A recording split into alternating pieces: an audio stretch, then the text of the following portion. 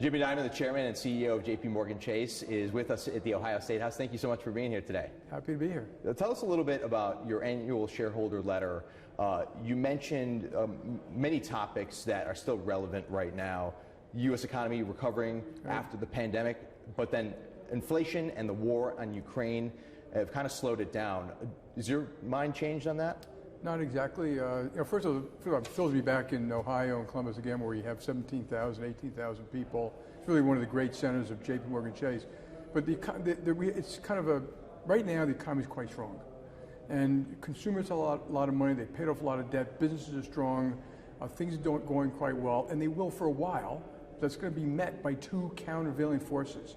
One is interest rates going up and quantitative tightening, and the second is the effect of Ukraine. And those are pretty powerful forces. We simply don't know what that means for a year from now. So, we're quite cautious about it. We're hoping those things settle out well, but you can't be sure of that. You also talked about the Federal Reserve raising interest rates. You were a fan of that. You said a couple months ago that they should be aggressive. It seems like they are being aggressive. Is this as aggressive as you think it should be, or do you think it should be more? So I think, first of all, I applaud what everyone did to pull this country out of 15% unemployment and to have the COVID and the vaccine and stuff like that.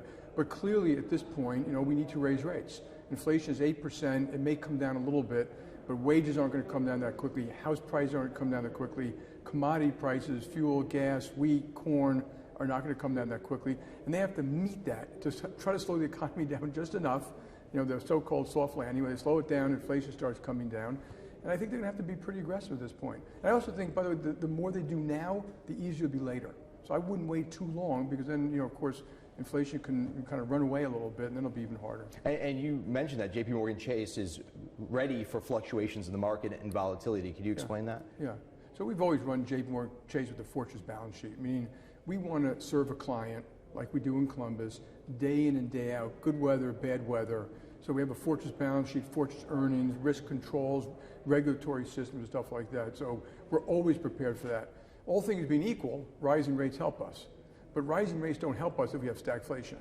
In that case, we have a benefit from rising rates, but the negative of low growth, higher charge-offs, et cetera. So we're prepared for that. We're not hoping for, we're just prepared. Because what I really want to do is, through bad times, like we did in the great financial crisis, like we did during COVID, that we can serve our client through thick or thin. And that is the main purpose, to have a fortress balance sheet. You mentioned inflation. Some of it is from sanctions against Russia with the war in Ukraine. You're calling for more sanctions. You said the U.S. kind of reverted back to Cold War strategies. What do you think the U.S. needs to do overseas to kind of shore it up for our economy? Yeah, so I think the war is kind of different. So the economy is one thing, the war is far more serious. Our hearts go out to the Ukrainians who are suffering terribly. The sanctions work, and they're a tool in the tool chest. They're not a tank, they're not weapons, they're not airplanes, and we think they've probably reduced the Russian GDP by 10%, and the next round could easily do another 10%. I think what we need to be worried about, and I call a Marshall Plan for energy, is because of this, commodity prices, so I'm talking about oil, gas, certain neon, certain wheat, and a whole bunch of other commodities, they could fluctuate and they can go dramatically up if there's a disruption in these supply chains. Global energy is kind of precarious. You look at pipelines and cyber, and you saw the cyber attack here on a pipeline. So I think we have to be prepared to get more oil and gas to Europe to keep the alliance together and to do it quickly.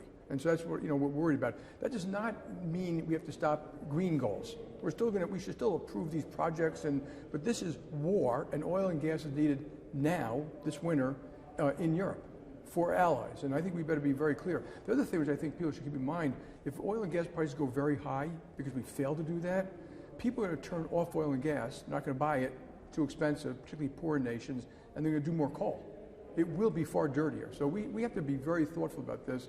The short run and the long term supply of energy, but mostly we've got to help Ukraine. And I think the governments determine sanctions, not JPMorgan. So we just simply help them execute what it is they want. But I do think it's a good tool in the toolbox to hopefully bring this war to a conclusion. So if a family or consumer sees this, what do you kind of recommend during these volatile times for them when gas prices here $4.49 in Ohio? What's your recommendation, especially since you said it's going to take some time for the Fed's plan to roll out? Yeah.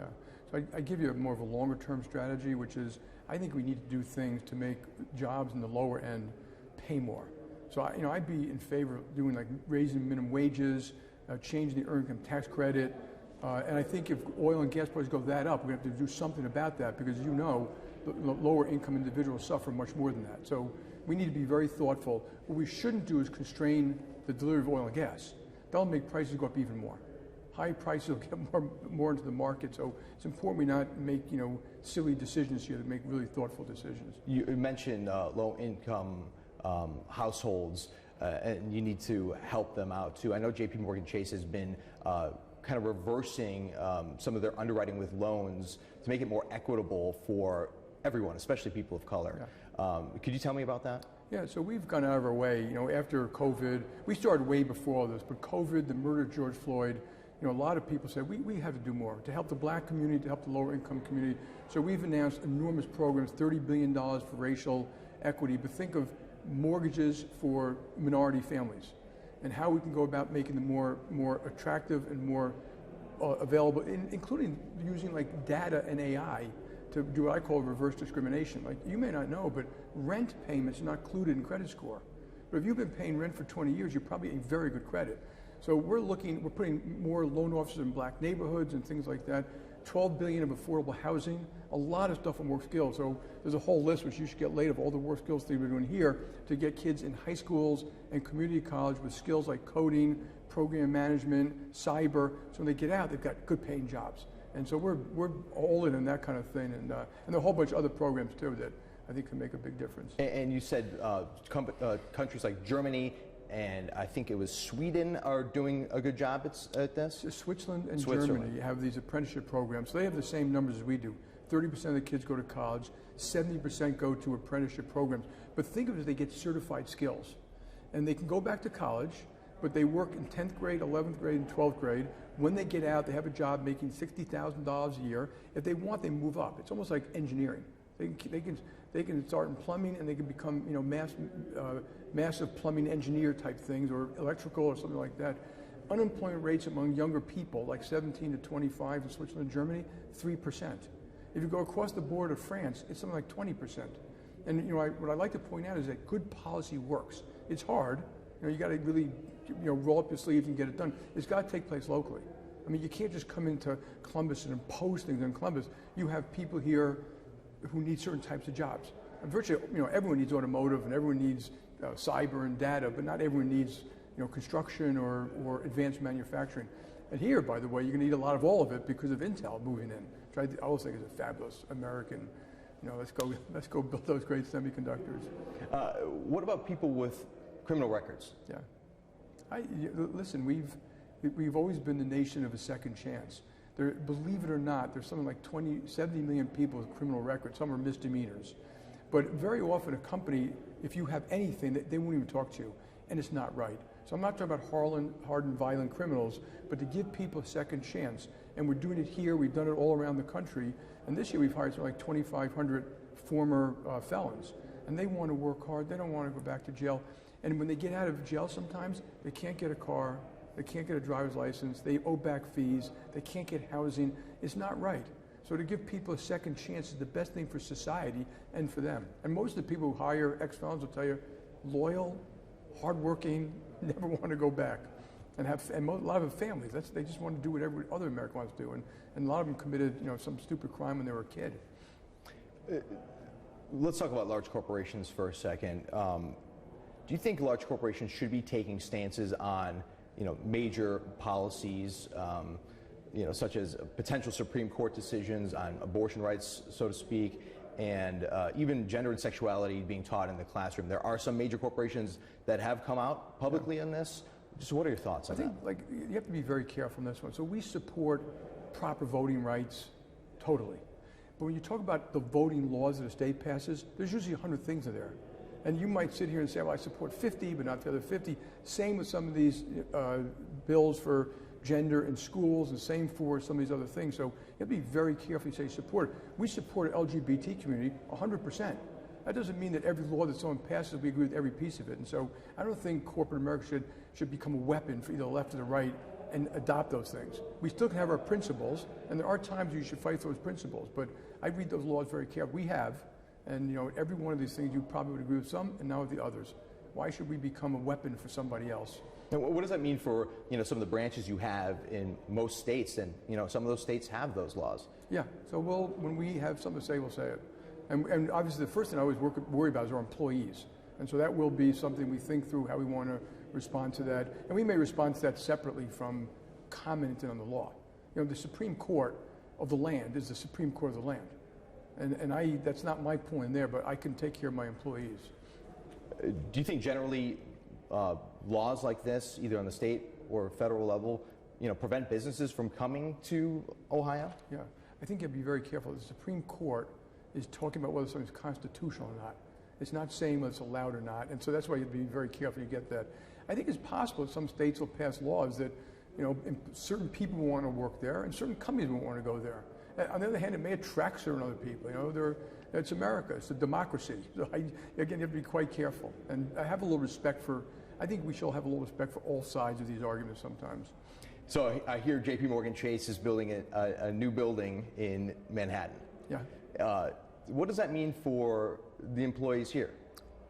It doesn't mean anything for the employees here. So if you look at Manhattan, first of all, it's kind of funny. So Polaris over here is one of the biggest, two-story or three-story buildings. I think it has 7,000 or something like that people there, 2 million square feet. This building in New York is just 2.5 million square feet, but straight up.